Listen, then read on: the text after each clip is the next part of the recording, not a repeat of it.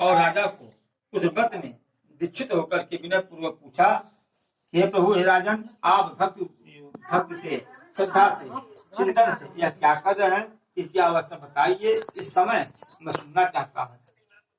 राजा बोला, हे प्रभु, हे साधो, पुत्र आदि की प्राप्ति की कामना से अपने बंद बांधवों के साथ में अतुल्य तेजवय संपन्न भगवान विष्णु का व्रत एवं पूजन कर रहा हूँ।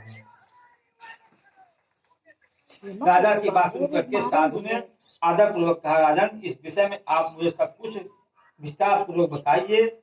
आपके कथानुसार मैं व्रत एवं पूजन करूंगा।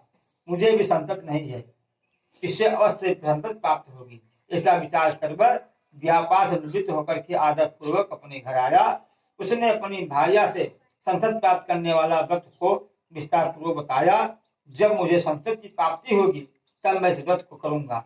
इस प्रकार वह साधु ने अपने भार्या लीलावती से कहा।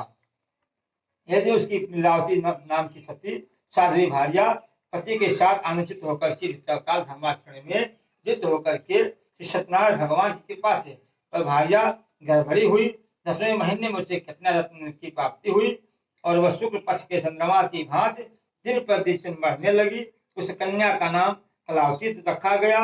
इसके बाद एक दिन कलावती ने अपने स्वामी से मधुर वाणी में कहा, है आप पूर्व काल में संकल्प लिया है कि सत्यनारायण के व्रत का मैं करूंगा और क्यों नहीं कर रहे हैं। साधु ने कहा, विप्र ने कहा, प्रिय, इसके विवाह के समय व्रत करूंगा। इस प्रकार अपनी पत्नी को बलि भांति आश्वस्त कर दिया। वह व्यापार करने के लिए नगर की ओर चला गया। इस कन्या कलावती पिता के घर में बढ़ने लगी। धर्मयज्ञ साधु ने नगर में सखियों के साथ क्रिया करता हुआ अपनी कन्या को विवाह योग देख करके आपस में मत करके कन्या के विवाह के लिए श्रेष्ठ वर का ऐसा दूत से कह करके शीघ्र ही उसने भेज दिया। उसकी आज्ञा प्राप्त करके दूत कांचन नगर में गया और वहां से एक वाणी पुत्र लेकर के आया। उस साधु ने उस वाणी पुत्र को सुंदर और गुण संपन्न देकर के अपनी जाति के लोगों को तथा बंद बांधवों के साथ संतुष्ट हो वे विधान से वाणी पुत्र के हाथ में कन्या का दान कर दिया। उस समय साधु वाणी पुत्र दुर्भाग्यवश भगवान का उत्तम व्रत भूल गया। पूर्व कल्प के अनुसार विवाह के समय में व्रत न करने के कारण भगवान उस पर रुष्ट हो गए। कुछ समय पश्चात अपने व्यापार कर्म में कुशल एवं साधु बड़ी काल की प्रेरणा से अपने दामाद के साथ व्यापार करने के लिए समुद्र के समीप स्थित नामक सुंदर नगर गया और अपने श्री संपन्न दामाद के साथ वहाँ व्यापार करने लगा। वे दोनों राजा चंद्रकेत के जमड़ी उस नगर में गए। उसी समय भगवान श्री सत्यनारायण उसे भस्म विद्या दे करके इसे दारुण कठिन और महान दुख प्राप्त होगा ऐसा श्राप दे दिया। एक दिन एक छोर राजा चंद्रकेत के धन को चुरा करके वहां आया जहाँ दोनों वारिक स्थित थे। वह अपने पीछे दौड़ते हुए दूतों को देकर के भयभीत चिंतित होकर के धन आदि छोड़ करके शीघ्र ही वहां जाकर के छिप गया। उसके बाद राजा के दूत वहां आ गए जहाँ वह साधु वारिक था। वहां राजा के धन को देख करके वह दूत दोनों वारिक पुत्रों को बांध करके ले आए और हर्ष पूर्वक दौड़ते हुए राजा से बोले, प्रभु, हम दो चोर पकड़ लाए हैं, इसे देख करके आप आज्ञा दें।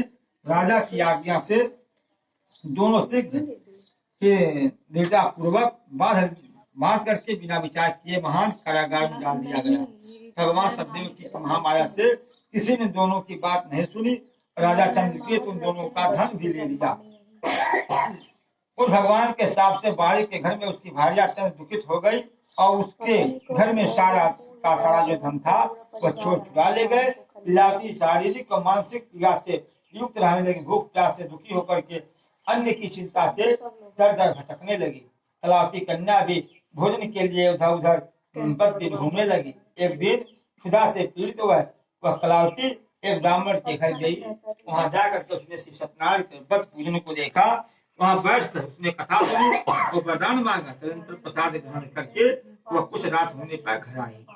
माता लीलावती ने कलावती कन्या से प्रेम पूर्वक पूछा, पुत्री, रात में तू कहाँ रुकी थी?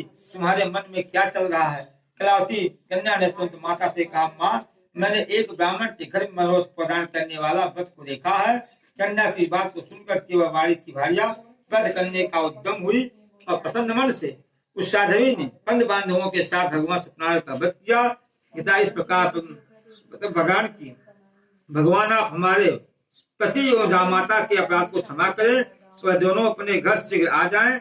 इस व्रत के से भगवान सत्यनारायण संतुष्ट हो गए तथा उन्होंने नृपश्रेष्ठ चंद्रकेतु को स्वप्न में कहा कि नृपश्रेष्ठ प्रातः काल जो दोनों बालिक पुत्र को छोड़ दो, जो सारा धन तुम्हें दिया वो सब दे दो, नहीं तो मैं तुम्हारे राज्य को समूचा सर्वनाश कर दूंगा। राजा से स्वप्न में ऐसा कहकर भगवान सत्यनारायण अंतर्ध्यान हो गए। उसके अनंतर प्रातःकाल राजा ने अपने सभासदों के साथ सभा के मध्य बैठ करके स्वप्न लोगों को बताया और कहा, दोनों बंदी बालिक पुत्रों को शीघ्र ही मुक्त कर दो। राजा की ऐसी बात सुन करके राजपुरुष दोनों महाजनों को बंध बांधवों से मुक्त करके राजा के सामने लाए और विनय पूर्वक बोले, महाराज मेरी बंधन से मुक्त कर दो दोनों बालिक पुत्र। इसके बाद दोनों महाराज चंद्रकेतु को प्रणाम करके अपने पूर्व वृत्तांत का स्मरण करते हुए भय विहल हो गए और कुछ बोल न सके।